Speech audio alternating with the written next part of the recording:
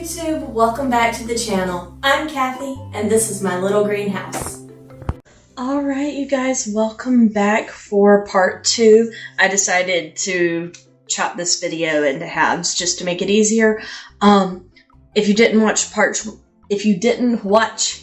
1, you can go watch it. I'll link it below. In that one, we just made some cookies and a cheese ball and did some tidying up. It is now after lunch.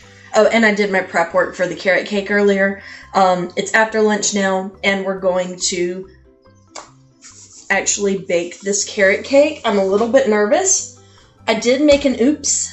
I borrowed cake pans from my mom because I knew I didn't have enough cake pans. It's a 3-layer cake is what this recipe makes, and I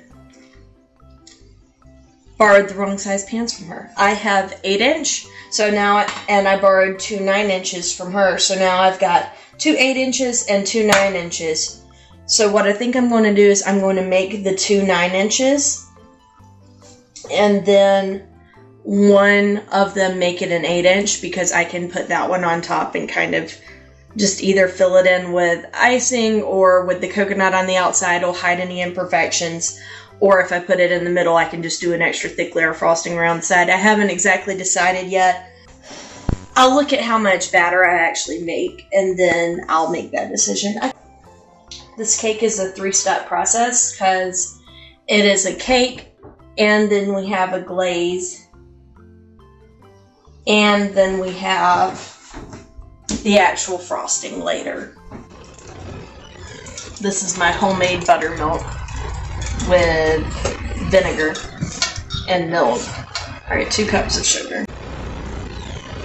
Best thing about this measuring cup, this one came from the dollar store, but on the sides, it actually has, it's a 1 cup measure, but it has a 1/4 cup, 1/2 cup, 3/4 cup, all marked out on the sides. So if you needed to measure something else, you could. And it has metric on the other side.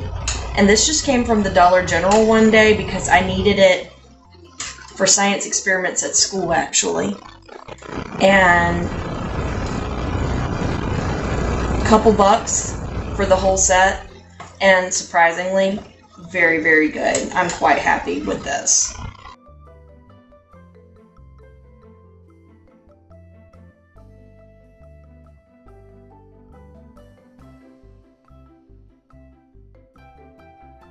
We're going to work on this glaze now. So I have to go ahead and be doing the glaze while the cake's baking, because I actually have to pour the glaze onto the layers while they're still in the pan and let them soak for a while before turning the layers out. So I've got to get the glaze ready. I've got 23 minutes left on the timer. Let's do this. My directions for the glaze are sugar, buttermilk, butter, corn syrup, baking soda, vanilla. And yes, I did just put some of these things up because I was like, oh, I'm cleaning up. And then we needed to get it anyway. The rest of the buttermilk. And I just Googled the ratio for whole milk to vinegar earlier to make this buttermilk, so that's nothing crazy. And we're at the point now we're just using whatever is left on my ring and counting as many times as we need to.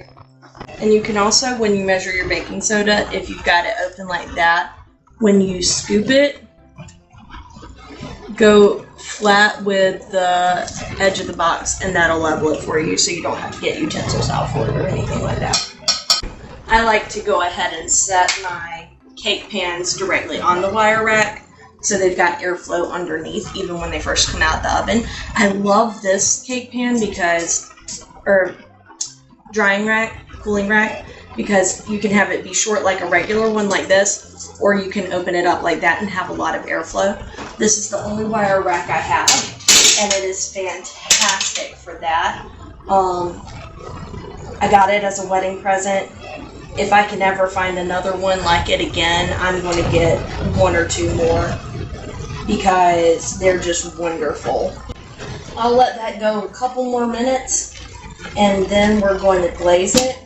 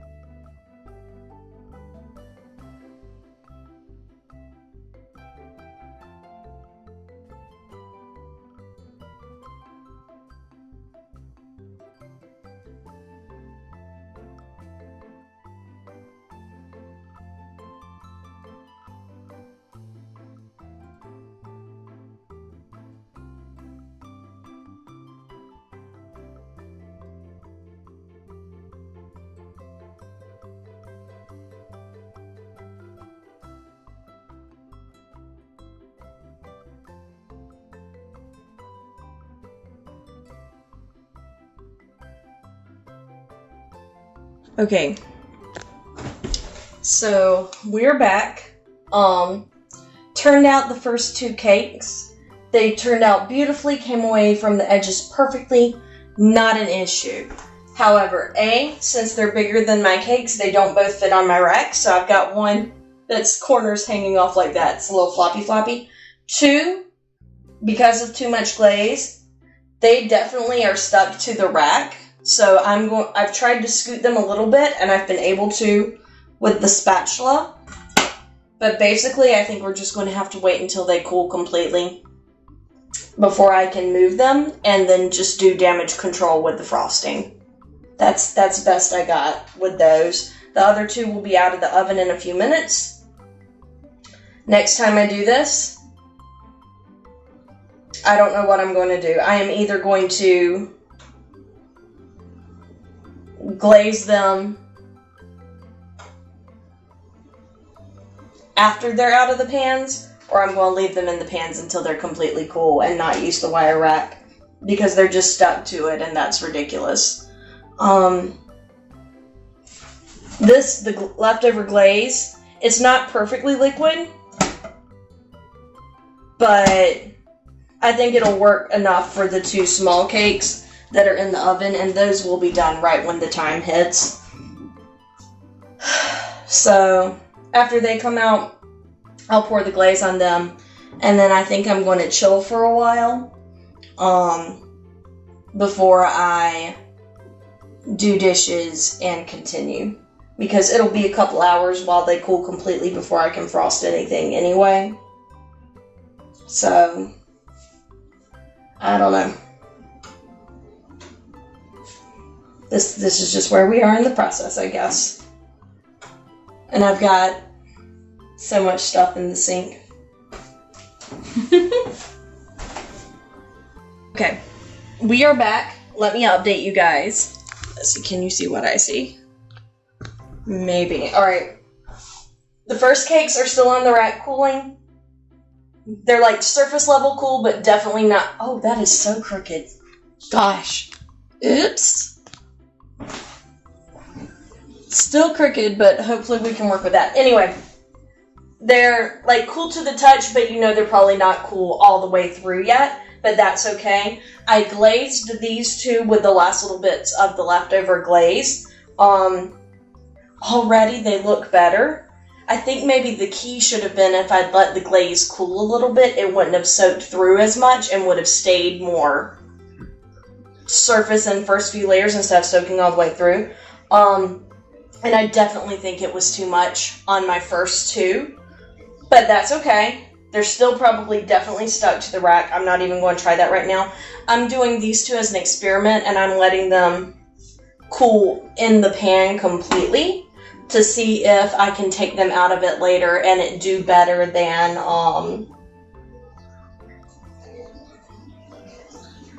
these did.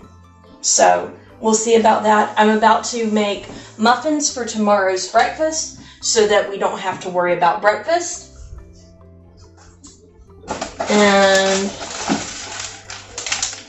I just got chocolate chip muffins.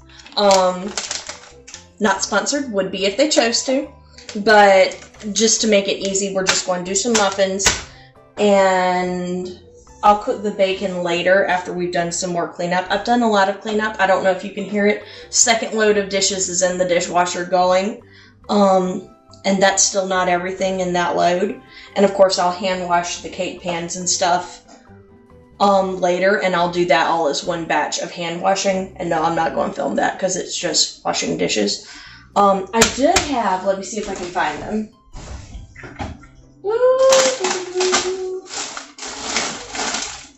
Somewhere. I think I put them in here. Aha!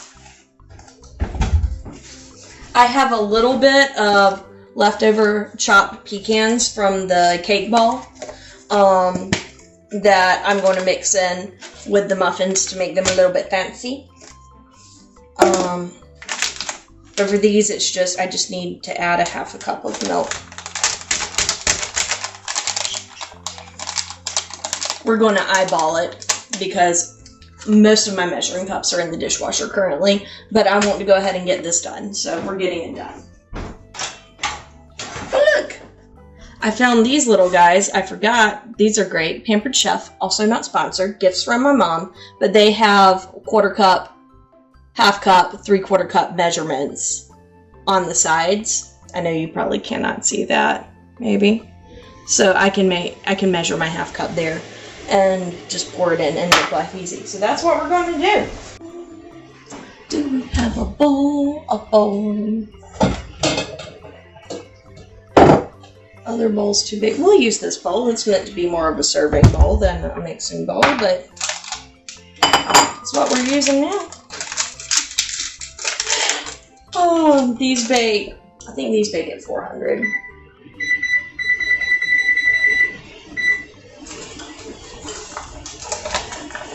If I had my act together, I would have put these in the oven right after I got the cakes out while it was still hot. But honestly, I needed a break, and I needed time to clean up all this mess. And I didn't want to just leave the oven on. Sorry, my mom was texting me asking how my baking adventures are going. Oh, I lost my train of thought. This is what happens. I get distracted. Oh, I was saying that I have this softening so that I can whip it into the icing later.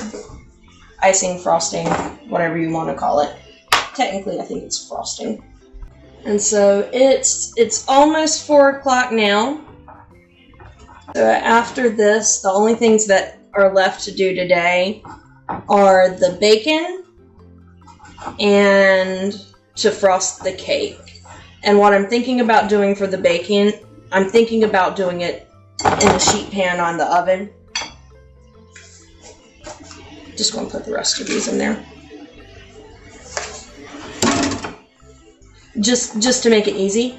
I think the best bacon is the bacon that is cooked like at a restaurant on the flat top grill. That I think is just the best bacon. It's a different experience. But and if not, doing it in a frying pan at home is good too. However, that is tedious. I don't feel like being splattered today. And the oven will still be warm after these brownies. And we're cleaning out the leftovers tonight because we'll have Thanksgiving food the next few days. So any other leftovers in there, we're clearing out tonight. Now, I'm doing something that's a bit unconventional. And that is, even though I use cooking spray on these muffin spaces, I'm still spreading it. I'm using my hand and I'm spreading it around a little bit on the sides because I don't want it to stick on the sides. And my cooling rack is occupied. So what I'll probably do, usually when I make these muffins, they come out real easy without any sticking, is I'll just plop them onto a paper plate and just let them cool that way.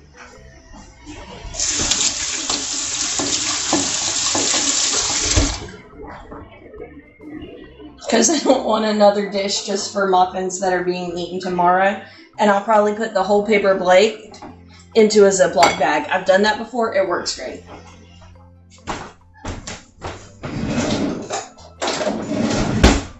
Okay.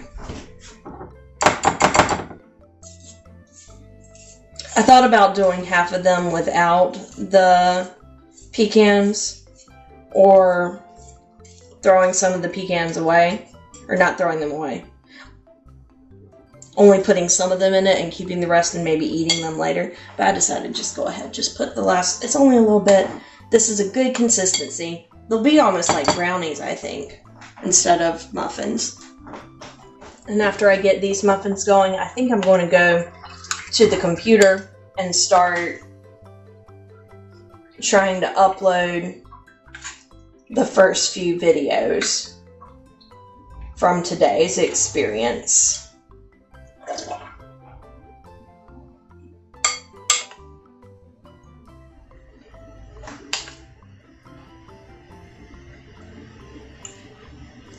With the nuts, these might make a little bit more.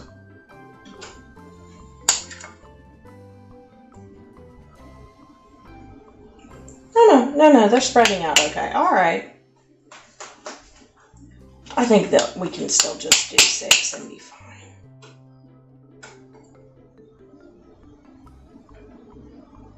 But yeah, so on Black Friday, my mom and I are going to go shopping. I need to get a couple of work shirts. I think she said she needs some sweaters.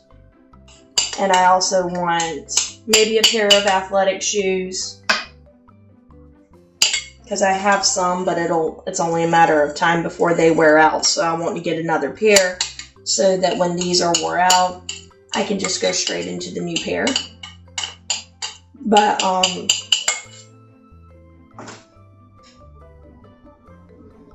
yeah, I think that's good. I forgot to check the time on this. I think it's only 10 minutes, so I'll put them in for 10 minutes and then I'll check it. But as I was saying, I need a dress for my graduation. That's what I was going to say to you guys. Can you tell I'm getting tired? Like the last cakes that came out, I did not even try the toothpicks with. They're just sitting there. This is where we're at today, guys.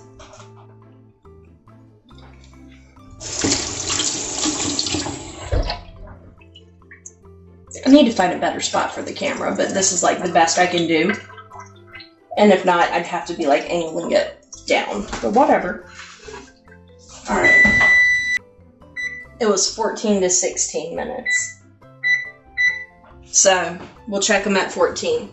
You guys, I'm taking a break from filming. When I get these out the oven, I probably won't film that because it's just muffins. So, what I'll do between now and talking to you again is I will cook the bacon, I will take out the muffins, and I probably won't film again until I actually have the frosting made and ready to frost the cakes, just because that's just going to be more mixing in the mixer and making noise. And all it is for the frosting is the cream cheese, the butter, the vanilla, and powdered sugar. So I I think we're going to stop it there, and we will come at the conclusion for frosting the cake. See you guys in a bit. Just coming in to say that cooling all the way in the pan worked perfectly. I had to loosen them up a little bit, like pull it at the edge and then shake it, but then it flipped out perfectly with no issues. I mean, these flipped out perfectly too, but they just stuck to the rack. So that's definitely how I'm going to do this next time, is just cool them completely in the pan before taking them out.